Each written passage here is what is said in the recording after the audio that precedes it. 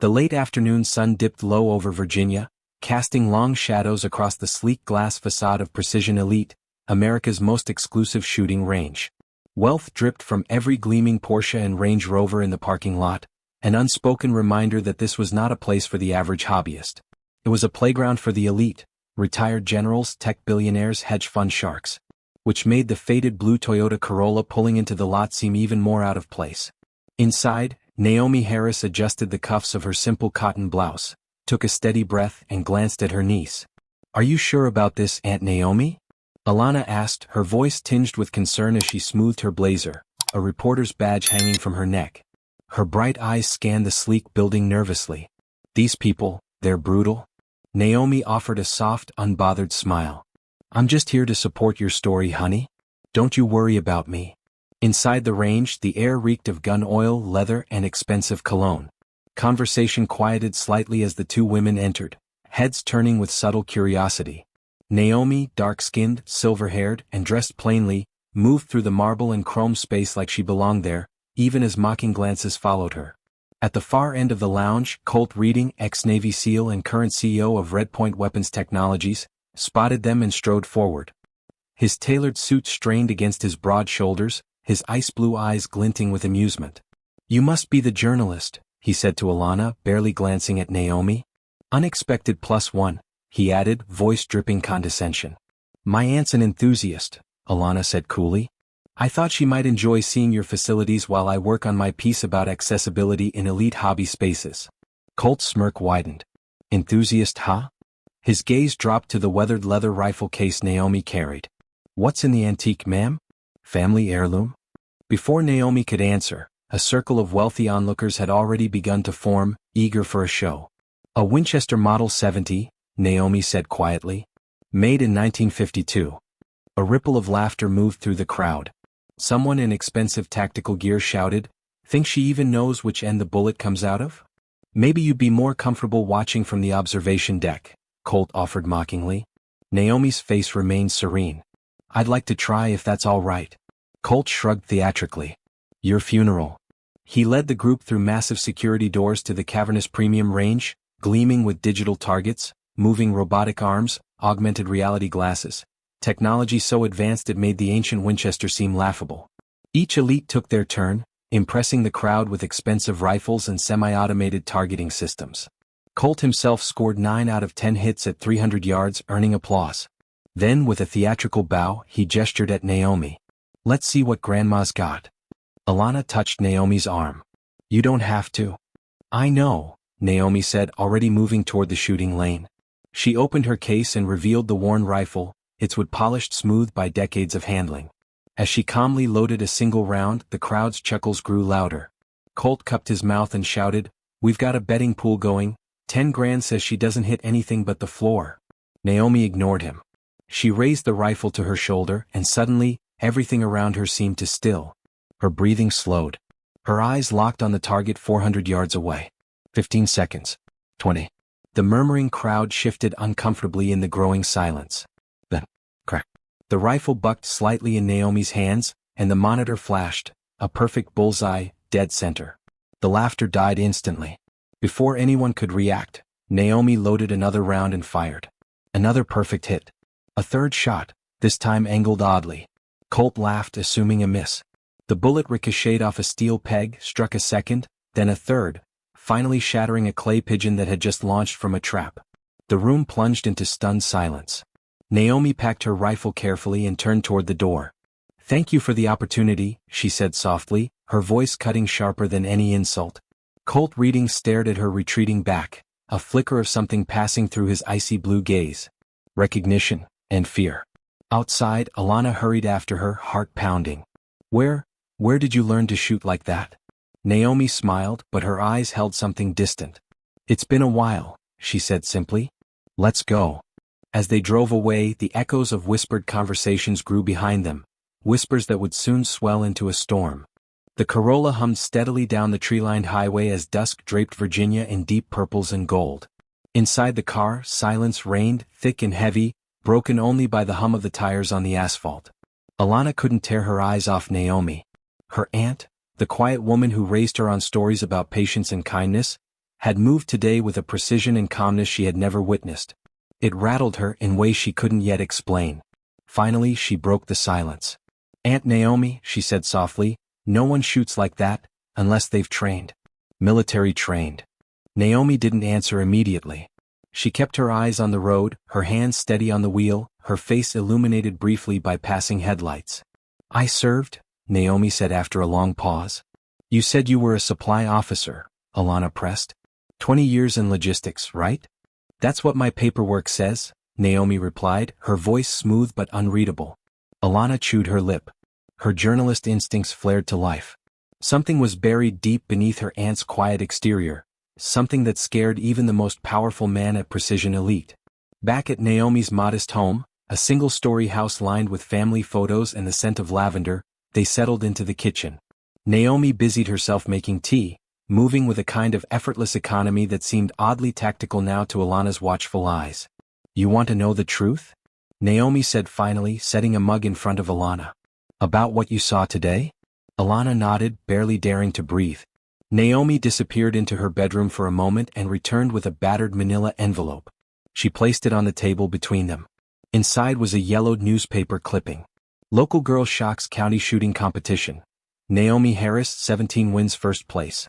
The photo showed a much younger Naomi, serious-faced, holding a trophy almost bigger than she was. "That day," Naomi said quietly, "a man approached me after the competition. Said I had a gift. Offered me a chance to join a special training program.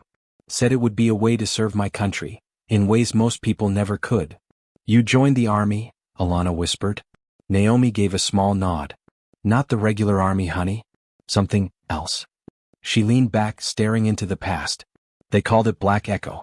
A unit that didn't officially exist. Made up of the ones they couldn't acknowledge, women, people of color, anyone too complicated for official records. They needed ghosts. I became one." Alana's stomach twisted. "A Black Ops unit?" "Exactly." For the next hour, Naomi told her the story. The rigorous training in undisclosed locations. The missions that were never acknowledged. The skills honed to perfection. Sniping at impossible distances, disappearing into crowds, moving unseen even in hostile territory. "But why?" Alana asked, struggling to comprehend. "Why wipe it all away? Why erase you?" "Because the truth is inconvenient," Naomi said simply. "Inconvenient that a black woman could outshoot, outthink, outperform the best they had. Inconvenient when politics demanded clean lines and easy stories." "And Colt reading?" Alana asked, sensing the root of something darker. Naomi's mouth tightened. "He was CIA liaison during one of our most disastrous missions. Congo. 2005. His false intel got civilians killed. My team exposed it. And for that they buried us." A knock at the door interrupted them, soft, deliberate. Naomi's body stiffened. Her hand slid instinctively toward the drawer where a concealed handgun lay. She motioned for Alana to stay back. Another knock.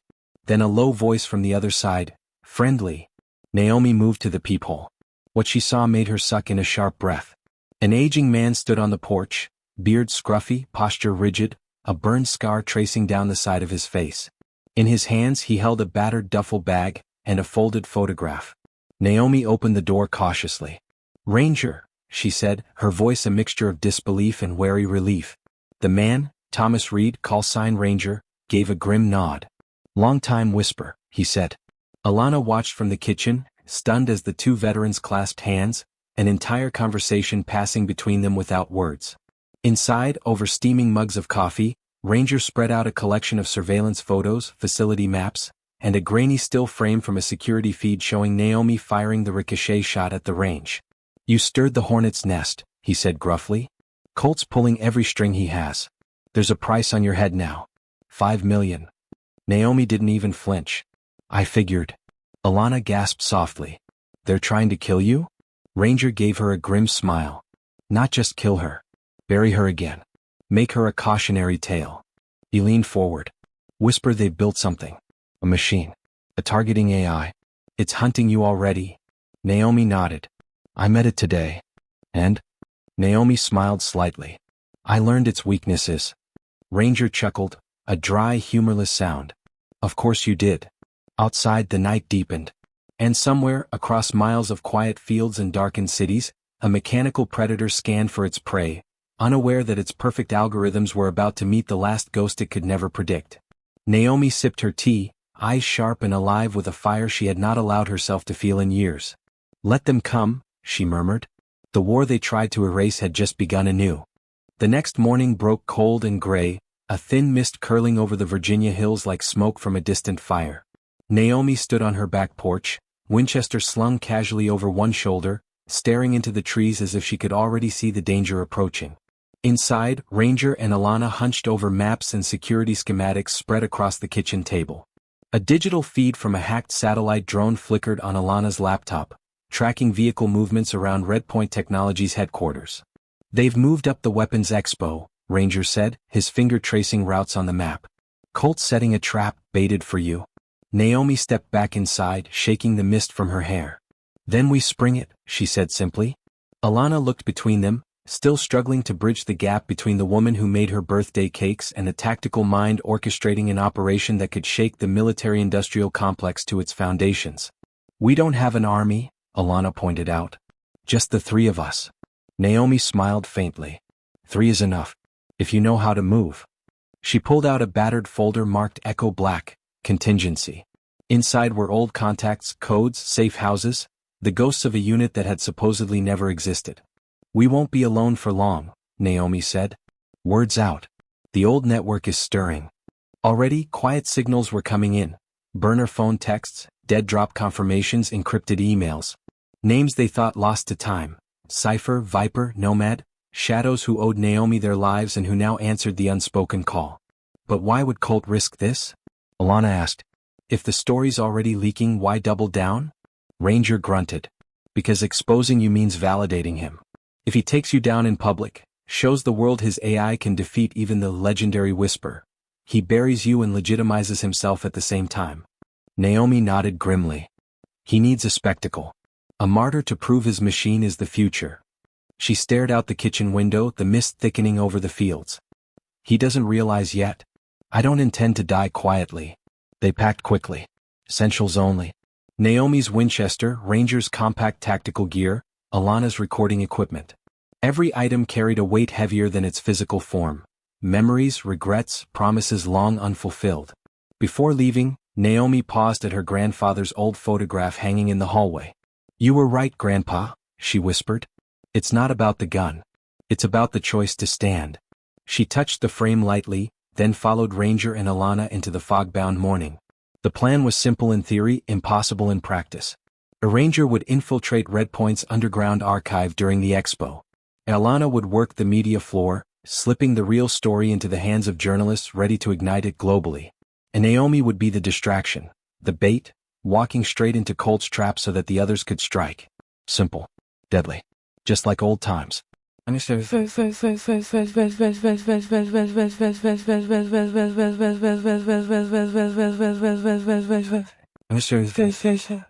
At Redpoint Technologies, final preparations for the expo buzzed like a disturbed beehive.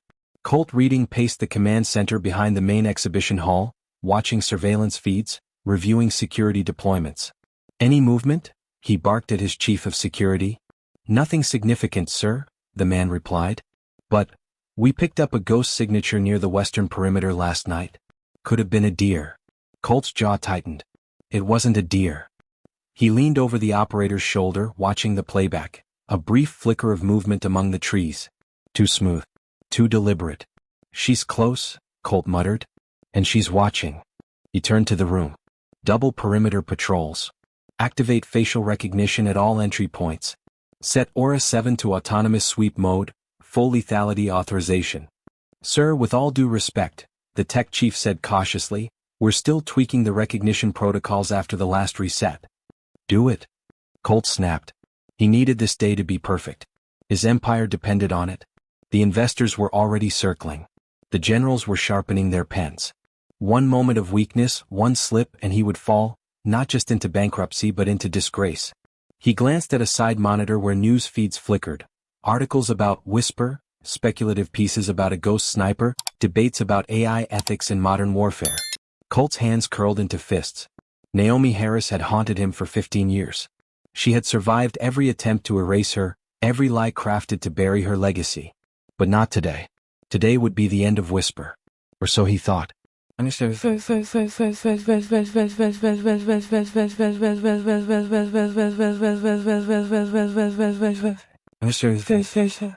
Mid-morning found the Precision Elite parking lot brimming with black SUVs, armored sedans and news vans.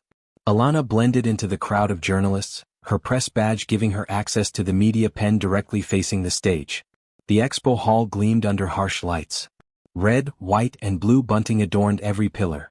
Giant screens displayed simulated footage of Aura 7 executing impossible shots, splitting playing cards at 1,000 yards, tracking targets through urban labyrinths. On stage, Colt Reading stepped up to thunderous applause, a gleaming vision of patriotism and technological supremacy. Today, he began, we stand at the dawn of a new era in defense. An era where precision is not limited by human frailty. As he spoke, Naomi slipped through the maintenance corridors beneath the expo floor, her uniform matching Redpoint's private security perfectly. She moved with practiced ease, bypassing cameras Ranger had looped moments earlier. Ranger, meanwhile, was descending into the belly of the facility, toward the analog archive where Colt had hidden every dirty secret he couldn't afford to see the light of day. Alana activated her covert recorder, capturing every word of Colt's speech. Naomi moved into position, hidden but close enough to intervene when the moment came. Ranger reached the final security door, fingers flying over the keypad. 3 operatives. 3 pieces of a machine built long ago, now moving in perfect unison once more. The trap had been set. But it wasn't Naomi who was trapped. It was Colt Reading. And he didn't even realize it yet. The lights dimmed slightly as Colt Reading's voice boomed across the grand exhibition hall. Today we pit man against machine, he declared, his smile gleaming under the spotlights. And we witness the moment humanity steps aside, for perfection. Behind him the screen switched to live feed. The sleek form of Aura 7 hovered into view, its weaponized sensors gleaming under the floodlights. Audience members leaned forward, breathless, intoxicated by the spectacle Colt had promised them. Alana tensed. She tapped a subtle message into her hidden phone. Phase 2, ready. In the maintenance tunnels below, Ranger received the ping. He bypassed the final security lock, slipping inside the analog archive. Endless rows of tapes, mission files and blackmail material Colt had hoarded over decades.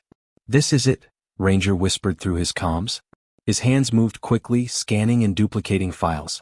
Naomi's name appeared again and again on the old mission reels, listed under a single chilling code name. Whisper. Back upstairs, Naomi positioned herself at the edge of the exhibition hall, obscured by the shadows near the service corridor. From here she had a clear line of sight to Colt, the audience and Aura 7. Colt's next move was telegraphed in every arrogant motion. We've prepared a challenge, he said, gesturing grandly. A live simulation, against a ghost. On the massive screens, data flickered, combat profiles, mission records, operational footage. An AI-generated composite of Whisper formed. A phantom target, based on Naomi's own legendary record. Alana swallowed hard. He's making a game out of her life. To truly test Aura 7, Colt continued, we've programmed it to engage the most elusive operative our forces ever faced. One whose skills were so precise, so lethal, the government refused to acknowledge her existence. The crowd murmured, a few recognizing the rumors swirling online about Whisper. And if she's watching, Colt added with a sly smile, we invite her to step into the light. The bait was obvious. Crude. But effective. Naomi's hand brushed her sidearm. She didn't need to take the bait. She already controlled the board. Alana pressed phase 3, go. Within seconds, the giant screens glitched, and then cut away from the simulation feed to a grainy video. Real footage. Congo 2005. Children screaming. Burning villages. CIA operatives, including a younger Colt Reading, exchanging money with a known warlord. Fabricated mission reports. And finally the unmistakable image of Naomi Harris, face obscured by a scarf, carrying a wounded child through the wreckage. The audience gasped. The press scrambled to capture footage.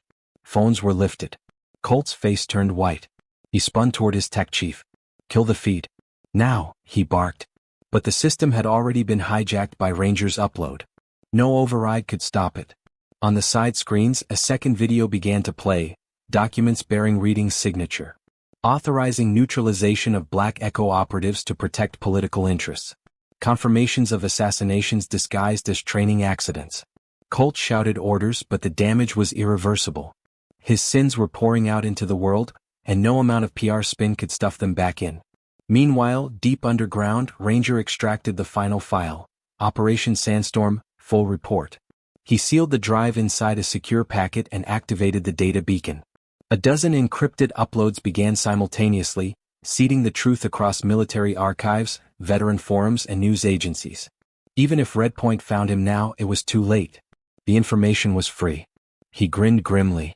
Your empire's falling, Colt. On stage, Colt, wild-eyed and desperate, tried to regain control. Fake footage. Lies generated by foreign actors. He roared. But nobody was listening anymore. The generals sitting in the front row stood up and began speaking into their secure phones. Journalists whispered furiously into their microphones. Investors started quietly slipping away. Alana caught it all, documenting every crumbling moment with her hidden pen camera. And then, as if the gods of irony demanded one final blow, Aura 7 activated autonomously. Reading had ordered it earlier to engage the Whisper target upon detection. The AI now scanned the room and locked onto Naomi. The drone whirred, adjusting its weapons. On the main screens, a message flashed. Target acquired. Whisper. The hall plunged into chaos. Screams echoed. People dove for cover. Naomi stepped calmly into the open, her hands raised slightly, not in surrender but in focus. She had anticipated this. Aura 7 hesitated. Naomi's last software implant, a moral check buried deep in its code, triggered a verification sequence. It recognized her voice signature, her breathing pattern, her mission parameters from years ago. A war raged inside its algorithms. Engage or stand down. Colt saw the hesitation. Shoot her, he screamed, veins bulging in his neck. Now. But Naomi took a single step forward. Authentication, Echo Whisper 3, she said clearly. Aura 7's weapon arm drooped slightly. Its sensor light shifted from red to neutral blue. It refused to fire. The audience watched, frozen, as Naomi stared directly into the mechanical eye of a weapon designed to replace her. And won. Colt's scream of rage was animalistic. He grabbed a security officer's sidearm and pointed it at Naomi, a wild, desperate gesture. Before he could pull the trigger, Naomi moved, faster than anyone expected.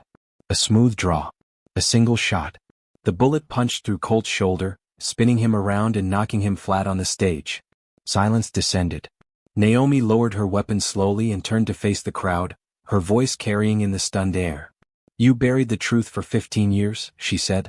But the truth always finds its way back to the light. Federal agents flooded the stage moments later, snapping handcuffs onto Colt Reading as he shrieked threats and conspiracies. Naomi stood quietly, finally, mercifully visible to the world that had once erased her. Alana reached her aunt's side, tears shining in her eyes. You did it, she whispered. We did it, Naomi corrected gently. Ranger's voice crackled in their comms. Exfil ready. Time to go, Whisper. As Naomi Harris walked off the stage, no longer a ghost, the first whispers of a legend took root in the hearts of every person who had witnessed it. The world would never forget her again.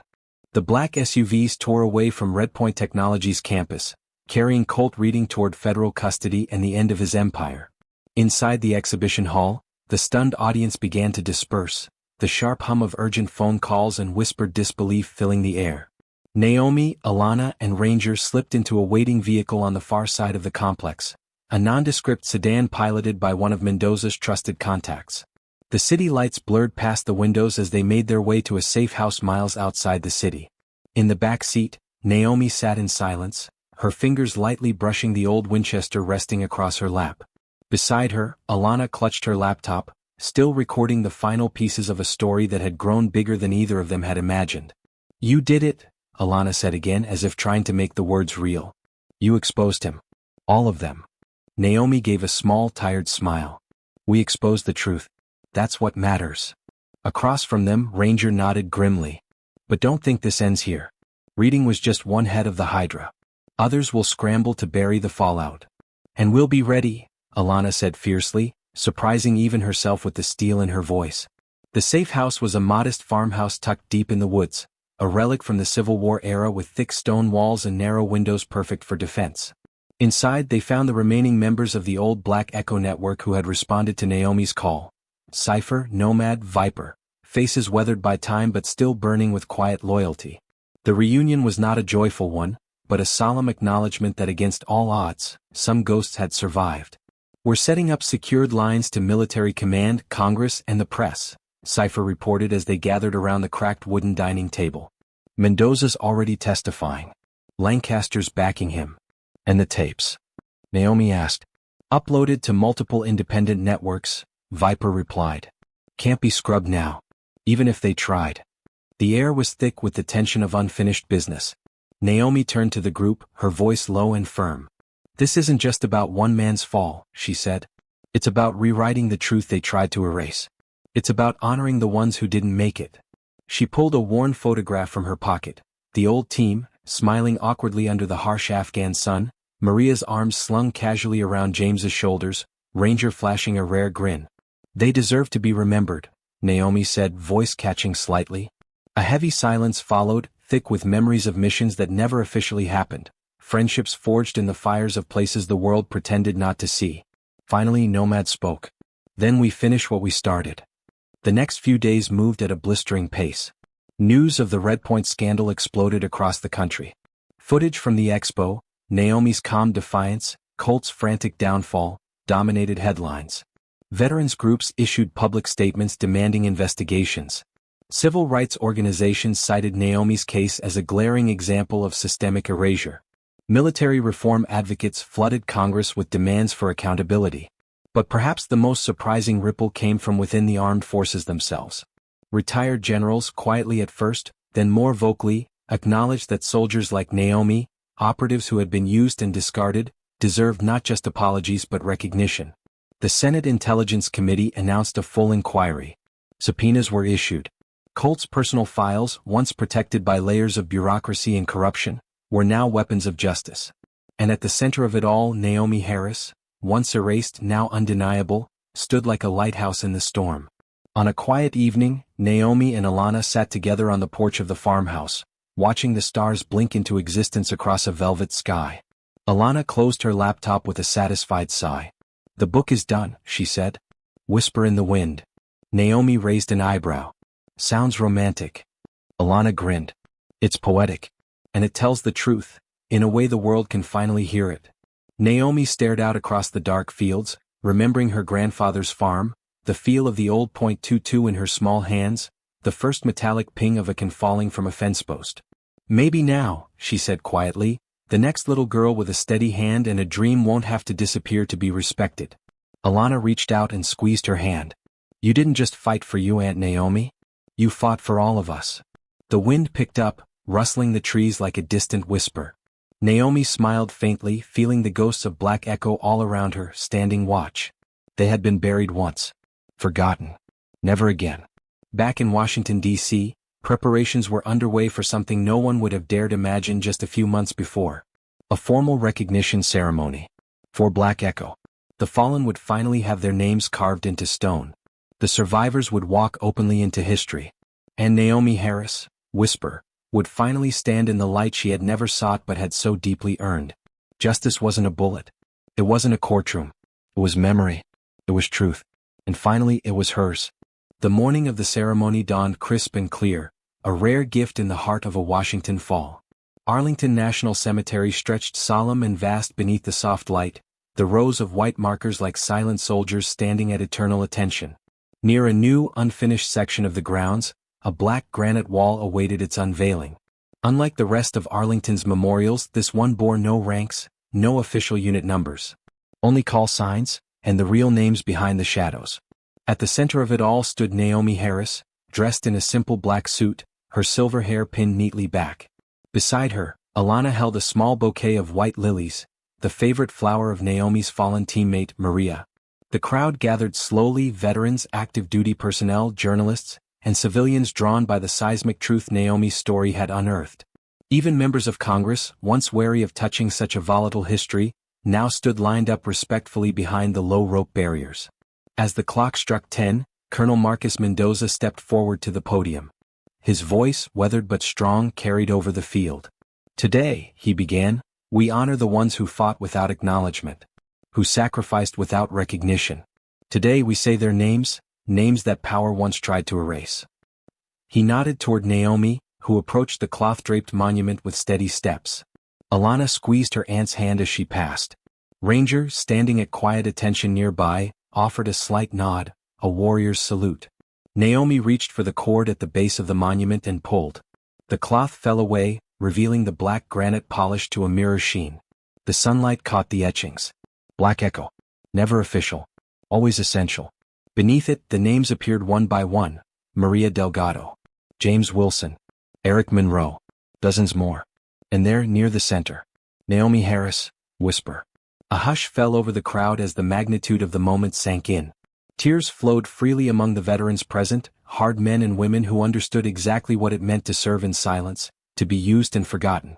Naomi stepped back, her throat thick with emotion she refused to shed here now. Instead, she stood tall, shoulders squared, bearing witness for those who could not. The applause began slowly, hesitant at first, then building, rolling across the field like a rising tide. It wasn't for glory. It wasn't for fame. It was for truth. Finally recognized. Finally honored. In the days that followed, the story of Black Echo dominated headlines around the world. Alana's book, Whisper in the Wind, hit bestseller lists in its first week, drawing praise for its powerful storytelling and its unsparing honesty. Naomi insisted on splitting all proceeds between veterans' charities and educational programs for disadvantaged youth. A national discussion erupted over covert military programs, the ethics of erasing operatives, and the necessity of honoring sacrifice regardless of politics or optics. New policies were introduced in Congress under what became known as the Ranger Act, named after Thomas Ranger Reed, establishing permanent oversight of black operations and protections for operators like Naomi who had once been considered disposable. It was not perfect. Justice never came cleanly. But it was a beginning. On a quiet Saturday afternoon, Naomi found herself once again standing at the shooting range where everything had started. But this time it was different. The new owners, a veteran-run foundation, had invited her to speak at the opening of their youth marksmanship program. Kids and teenagers from all backgrounds lined the field, wide-eyed, rifles carefully cradled in training harnesses. Naomi smiled as she adjusted the shooting stance of a nervous young girl. "Steady now," she said gently. "Breath in, half out, hold." The shot rang out and the can flipped clean off the fence. The girl whooped in delight, spinning to hug Naomi around the waist. "You did that," Naomi said warmly, ruffling the girl's hair. "Not me." From the sidelines, Alana watched, pride swelling in her chest. She raised her camera, capturing a single image. Naomi Harris, no longer a ghost, standing in the open sunlight, surrounded by a new generation she had unknowingly fought for. That night, Naomi sat on her small porch with a cup of tea, watching the stars emerge one by one. The world had changed. She had changed. The battles she fought were no longer hidden in the shadows. The names she carried were now carved into stone, immortal. And somewhere, in the whisper of the wind through the trees, she could almost hear Maria's laughter, James's easy drawl, Eric's quiet encouragement. "You're remembered," Naomi whispered into the night. "You're home." A single tear slid down her cheek, not from grief this time but from the peace she had earned at last. Tomorrow would bring new battles. New challenges. But tonight, for the first time in decades, Naomi Harris slept without dreams of gunfire or betrayal. She had fought for the truth. And she had won. 5 years later, the Mississippi sun beat down gently over rolling fields and weathered fence posts. The old farmhouse, once abandoned, now stood proudly once again, restored with care and love. Naomi had poured months into bringing it back, each nail hammered in memory of the man who had first placed a rifle in her young hands and taught her that strength came with responsibility. Today, a small group of children gathered near the fence line, lining up battered cans atop the posts. Naomi, silver-haired and steady as ever, adjusted a young girl's stance, guiding her hands gently. "Remember," Naomi said, her voice low and sure, "it's not about rushing. It's about breathing. Focus." The girl nodded, tongue poking slightly from the corner of her mouth in concentration. She squeezed the trigger and the shot rang out, echoing across the fields. A can spun off the fence. The girl gasped in delight, spinning to face Naomi. "I did it. I really did it." Naomi smiled, the kind of smile that reached deep into her bones. "You sure did, little one," she said, ruffling the girl's hair. "Just like my grandpa once told me, never point a gun at anything you don't intend to change forever." Behind them, Alana leaned against the porch railing, her notebook closed for once, simply watching. A few feet away, Ranger, older but still sharp-eyed, sipped coffee, a rare grin on his weathered face. The Black Echo Memorial had become a place of pilgrimage. Every year, veterans gathered there, some from units that had never been acknowledged, others who had served quietly under classified banners, all to honor those who had served in the shadows. Naomi spoke at the memorial services now, her words recorded, studied, honored. Not as a legend, not as a ghost, but as a teacher, a protector, a living memory of what it meant to fight not for medals or power, but for the soul of a nation that had once tried to forget her. Whisper in the Wind had been adapted into a critically acclaimed documentary, sparking a wave of awareness around the hidden soldiers history had tried to erase. Schools taught about Black Echo now, not as mythology but as real people who had borne the weight of impossible choices. The Ranger Act had reformed the oversight of covert operations. New protocols ensured that no future operative would ever be discarded for convenience.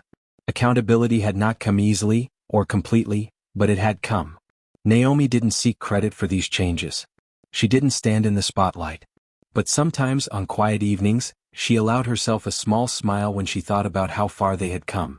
Justice wasn't perfect. It wasn't swift. But it was real. And it had been earned, shot by shot, truth by truth. One evening, after the sun had fallen behind the low hills, Alana sat beside Naomi on the porch swing, a worn quilt wrapped around her shoulders. "You ever think about what comes next?" Alana asked softly, her voice nearly lost to the hum of crickets. Naomi thought for a long moment, the swing creaking gently beneath them. "I think," she said finally, "that my fight's not over." "Not really. There's always another girl who needs a steady hand. Another truth that needs someone willing to speak it, no matter the cost." She turned to Alana, her blue eyes clear and unwavering. "And now," Naomi said, smiling, "I have help." Alana blinked back sudden tears. "You're not alone anymore," she said. "No," Naomi agreed, squeezing her niece's hand. "None of us are." Above them, the stars scattered across the dark sky like whispered promises. A breeze stirred the trees. Soft, insistent. The kind of wind that carries stories forward, to places yet unseen, to battles yet unfought, to lives yet touched. Whisper in the wind. Not silence anymore, but a song, a promise, a legacy. And somewhere in that vast, endless night, Naomi Harris, Whisper, finally found peace. Because she had never fought for glory. She had fought for memory, for honor, for the invisible, unforgettable truth. And the world at last remembered her name. In a world where silence was enforced and truths were buried, Naomi Harris chose to stand. She proved that real strength isn't measured by medals or headlines, it's defined by what you're willing to fight for when no one is watching. Some wars end in silence, some in flame. Mine ended when I remembered who I was, and made the world remember too. Naomi's story reminds us that justice doesn't always come quickly, but it comes when courage refuses to be erased. If this story moved you, if you believe the invisible deserve to be seen and the forgotten deserve their honor, make sure to subscribe to True Echo for more powerful true life narratives that expose hidden truths and celebrate unbreakable spirit. Drop a comment below. What part of Naomi's journey resonated with you the most? Share this story because somewhere, someone needs to hear it. And don't forget to hit like to keep these echoes of justice alive. At True Echo, we tell the stories they tried to silence.